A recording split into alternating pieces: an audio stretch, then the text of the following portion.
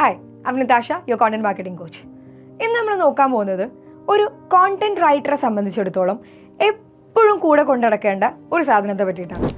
നിങ്ങൾ ആലോചിക്കുന്നത് ശരിയാണ്, നമ്മൾ കണ്ടന്റ് കലണ്ടറിനെ പറ്റിയിട്ടാണ് പറയുന്നത്. അപ്പോൾ ഈ കണ്ടന്റ് കലണ്ടർ പറയുന്നതിൻ്റെ തൊട്ട് മുന്നേ, അപ്പോൾ നമുക്കറിയാം ഒരു ക്ലയൻറ്റിന് വേണ്ടിയിട്ടാണ് നമ്മൾ കണ്ടന്റ് കലണ്ടർ സെറ്റ് ചെയ്യുക. അപ്പോൾ ഒരു ക്ലയൻറ്റിനെ നമ്മൾ ഓൺബോർഡ് ചെയ്ത് കഴിഞ്ഞാൽ കണ്ടന്റ് കലണ്ടറിനെക്കാട്ടിലും മുന്നേ ചെയ്യേണ്ട രണ്ട് സാധനങ്ങളുണ്ട്.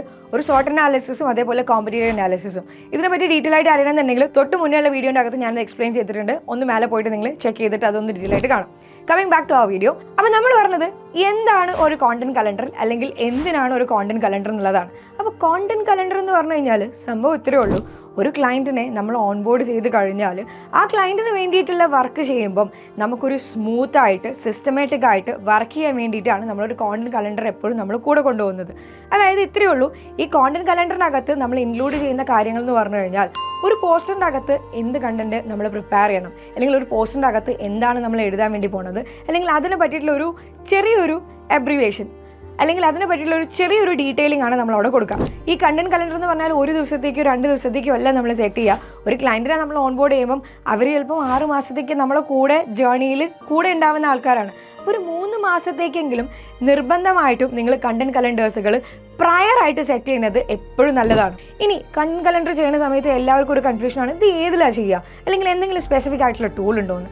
സിമ്പിളാണ്. നമുക്ക് ഒരു ഷീറ്റ്, നമ്മുടെ ഗൂഗിൾ ഷീറ്റിൻ്റെ അകത്ത് നമുക്ക് കണ്ടന്റ് കലണ്ടേഴ്സുകൾ പ്രിപ്പയർ ചെയ്യാം.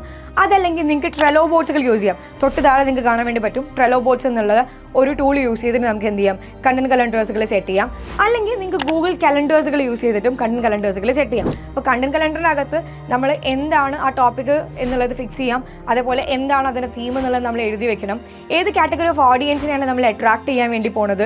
ഈവൻ ലൊക്കേഷൻസുകൾ വരെ പല കണ്ടന്റ് കലണ്ടേഴ്സിൻ്റെ അകത്ത് നമ്മൾ മെൻഷൻ ചെയ്യാറുണ്ട്. അപ്പോൾ കണ്ടന്റ് കലണ്ടേഴ്സുകൾ എത്രത്തോളം ഡീറ്റെയിൽ ആവുന്നു അത്രത്തോളം നമ്മൾ ടീമിന് വർക്ക് ചെയ്യാൻ എളുപ്പമുണ്ടാവും. അതായത് ഇത്രയേ ഉള്ളൂ. ഒരു കണ്ടന്റ് റൈറ്റർ ആണ് ആദ്യമായിട്ട് കണ്ടന്റ് സ്ട്രാറ്റജി എന്നുള്ളൊരു സാധനം ചെയ്തു വെക്കുന്നത്.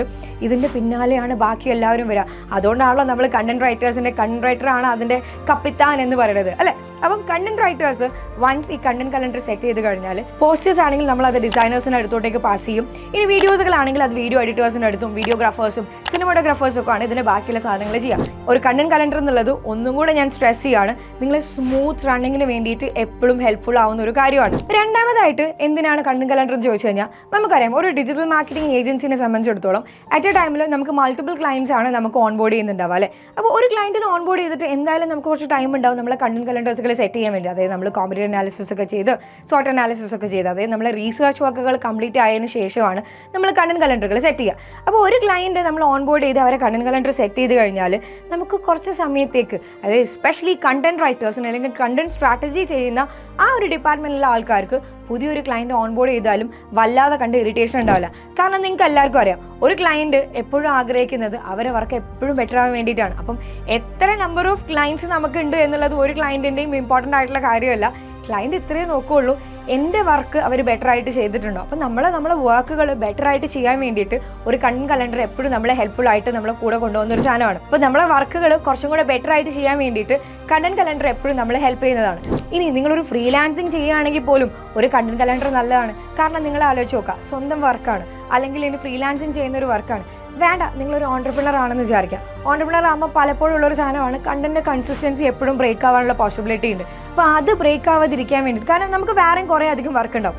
ഒരു ഓൺട്രപ്രണർ എന്ന് പറയുമ്പോൾ പുതിയൊരു ഓൺട്രപ്രണർ ആണെങ്കിൽ, ഒരു small and medium scale entrepreneur ആണെങ്കിൽ എല്ലാവിധ ഡിപ്പാർട്ട്മെൻ്റ് അകത്തും അയാളുടെ കയ്യിൽ നിന്ന് എത്തേണ്ടി വരും. അപ്പോൾ നമ്മൾ അങ്ങനെ ഇരിക്കുന്ന സമയത്ത് കണ്ടന്റ് അകത്തൊരു മിസ്സിംഗ് ഇല്ലാതിരിക്കാൻ ഒരു കണ്ടന്റ് കലണ്ടർ എപ്പോഴും നമ്മളെ ഹെൽപ്പ് ചെയ്യും. കാരണം നമ്മൾ പ്രയറായിട്ട് സാധനങ്ങളൊക്കെ സെറ്റ് ചെയ്ത് വെച്ച് കഴിഞ്ഞാൽ പിന്നെ അതിലേക്ക് നോക്കണ്ട, കാര്യങ്ങൾ സ്മൂത്തായിട്ട് റൺ ചെയ്തോളും. അപ്പോൾ നിങ്ങളൊരു ഓൺട്രപ്രണർ ആണെങ്കിലും, അല്ലെങ്കിൽ നിങ്ങളൊരു ഏജൻസിയിൽ വർക്ക് ചെയ്യുകയാണെങ്കിലും, അല്ലെങ്കിൽ ഒരു ഫ്രീലാൻസിങ് ചെയ്യുകയാണെങ്കിൽ പോലും ഒരു കണ്ടന്റ് കലണ്ടർ എപ്പോഴും നിങ്ങൾ കൂടെ കൊണ്ടുപോകുക. Because it will definitely help you in your working. So ഈ രീതിയിലുള്ള കൂടുതൽ ഇൻഫർമേഷൻസ് അറിയാൻ വേണ്ടിയിട്ട് CDയുടെ പേജ് സബ്സ്ക്രൈബ് ചെയ്യുക, ഷെയർ ചെയ്യുക. Thank you so much.